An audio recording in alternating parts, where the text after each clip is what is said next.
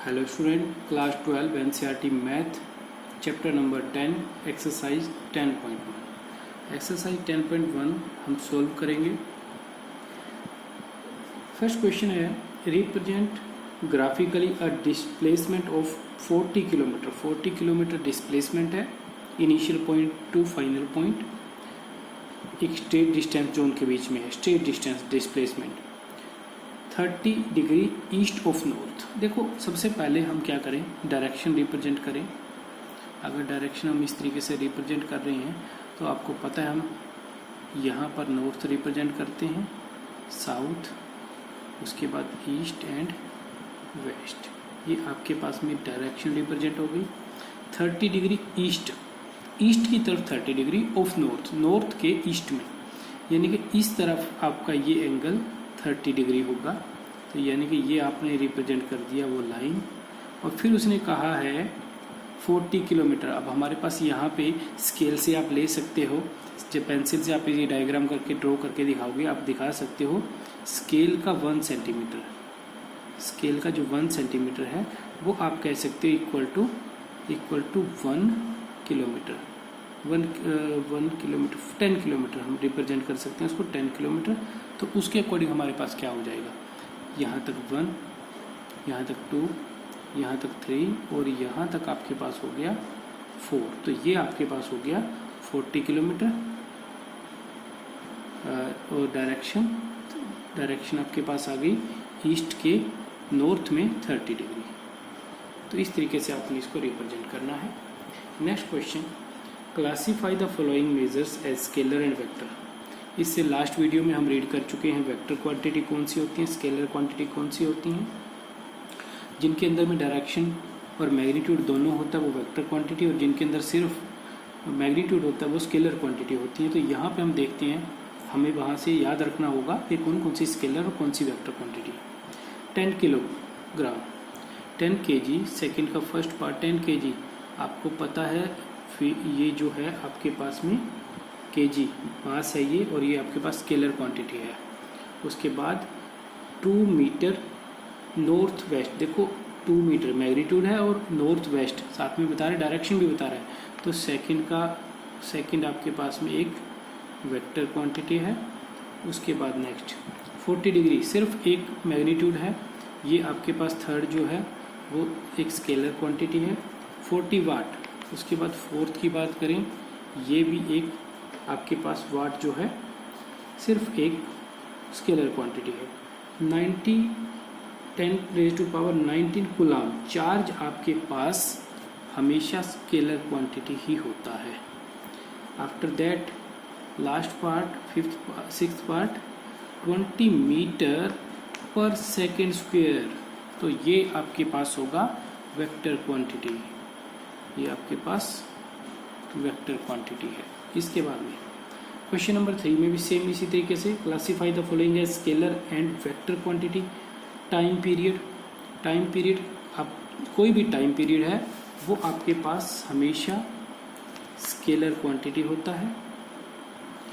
फिर उसके बाद बात करें सेकंड की, डिस्टेंस भी एक स्केलर क्वांटिटी है। थर्ड में आपके पास आ गया फोर्स, और फोर्स आपके पास जब हम अप्लाई करते हैं वो एक डायरेक्शन में अप्लाई होती है, तो फोर्स आपके पास जो है एक वेक्टर क्वांटिटी है। फिर उसके बाद बात करेंगे वेलोसिटी जो है आपके पास, वेलोसिटी भी एक वेक्टर क्वांटिटी होती है। और फिर है वर्क डन जो है, वर्क डन ये आपके पास scalar quantity. Next is the question number 4। In diagram 10.6 a square, एक स्क्वायर पहले ही मेंशन किया गया है। ये एक स्क्वायर है, तो स्क्वायर के अकॉर्डिंग ये लाइन इस लाइन के पैरेलल होगी और इक्वल भी होगी। और दूसरा ये जो लाइन है ये डी वेक्टर, ये बी वेक्टर के पैरेलल भी है और इक्वल भी है लेंथ में, और डायरेक्शन भी दोनों की सेम है, इन दोनों की डायरेक्शन ए की और सी की डायरेक्शन अपोजिट है। आइडेंटिफाई द फॉलोइंग वेक्टर, को इनिशियल वेक्टर, जो एक ही जिनका इनिशियल पॉइंट हो। तो आप देखोगे ये दोनों वेक्टर, एक तो ए और एक डी, फर्स्ट केस के लिए को इनिशियल के लिए ए वेक्टर एंड डी वेक्टर दोनों का इनिशियल पॉइंट यहाँ पर सेम है। अगर मैं इनको रिप्रेजेंट करूँ ए बी सी डी के अकॉर्डिंग, तो इनका ए जो है वो को इनिशियल पॉइंट है। उसके बाद है इक्वल। देखो इक्वल वेक्टर में था कि वो वेक्टर दोनों ही मैग्नीट्यूड के अकॉर्डिंग इक्वल होने चाहिए और मैग्नीट्यूड के साथ उनकी डायरेक्शन भी सेम होनी चाहिए, तभी वो इक्वल होते हैं। तो देखते हैं, डायरेक्शन बी और डी की डायरेक्शन सेम है, सी और ए की डायरेक्शन डिफरेंट है, तो इस according vector B and vector D आपके पास में इक्वल वेक्टर होंगे। फिर उसके बाद बात आती है नेक्स्ट जो है हमारे पास, वो है थर्ड केस में हमारे पास कहा गया है collinear but not equal. Collinear तो हो लेकिन इक्वल ना हो। पहले हम बात कर लें सिर्फ कोलिनियर की, तो उस केस के लिए हम बात करें ए वेक्टर और C vector, A vector and C vector collinear है। कोलिनियर क्या है कि वो पैरेलल होने चाहिए और उनकी डायरेक्शन एक दूसरे के अपोजिट हो सकती है, पैरेलल होनी चाहिए या फिर वो एक ही लाइन में होने चाहिए। अब यहाँ पे बी एंड डी वेक्टर भी कोलिनियर हैं, लेकिन उसने साथ में कहा है कोलिनियर बट नॉट इक्वल, लेकिन इक्वल नहीं होने चाहिए। बी और डी वेक्टर इक्वल थे, तो हमारे पास वेक्टर ए और वेक्टर सी हमारे पास वो आंसर आ रहा है जो इसके लिए सूटेबल आंसर है। इसके बाद है हमारे पास क्वेश्चन नंबर 5, और क्वेश्चन नंबर 5 के लिए देखते हैं हम क्या क्या इसमें गिवन है। हमारे पास ट्रू फॉल्स हैं, उनको हमने देखना है वो स्टेटमेंट ट्रू होंगी या फॉल्स होंगी। हम यहीं पर डिस्कस कर लेते हैं। Answer the following as true और फॉल्स। देखो कह रहा है कि A vector and minus A vector are collinear. मैंने अभी बताया कि डायरेक्शन अपोजिट हो तो वो भी तब भी वो कोलिनियर होते हैं, अगर वो एक पैरेलल है एक दूसरे की या फिर एक सेम लाइन में है। डायरेक्शन अपोजिट हो सकती है, और ये नेगेटिव वेक्टर होने का मतलब यही तो है कि उसकी डायरेक्शन ए वेक्टर के नेगेटिव में है। तो ये आपके पास में फर्स्ट सेंटेंस ट्रू है। Two collinear vector are always equal in magnitude. ऐसा जरूरी नहीं है कि टू कोलिनियर वेक्टर जो हों वो मैग्नीट्यूड में इक्वल हों। मैं आपको रिप्रेजेंट करके दिखाता हूँ। यहाँ पे एक हमारे पास वेक्टर है, ये वेक्टर ए वेक्टर, और दूसरा वेक्टर जो है इसी सेम लाइन पर ही हम यहीं पर ले रहे हैं और वो वेक्टर यहाँ तक का है। तो यहाँ से आप देखोगे दोनों वेक्टर ए वेक्टर और बी वेक्टर दोनों कोलिनियर हैं, लेकिन मैग्नीट्यूड के अकॉर्डिंग ये वेक्टर यहाँ तक का है और ये वेक्टर यहाँ तक का। मैग्नीट्यूड के अकॉर्डिंग दोनों वेक्टर सेम नहीं है। तो ये सेंटेंस आपके पास सेकंड सेंटेंस फॉल्स है और फर्स्ट आपके पास में ट्रू सेंटेंस है।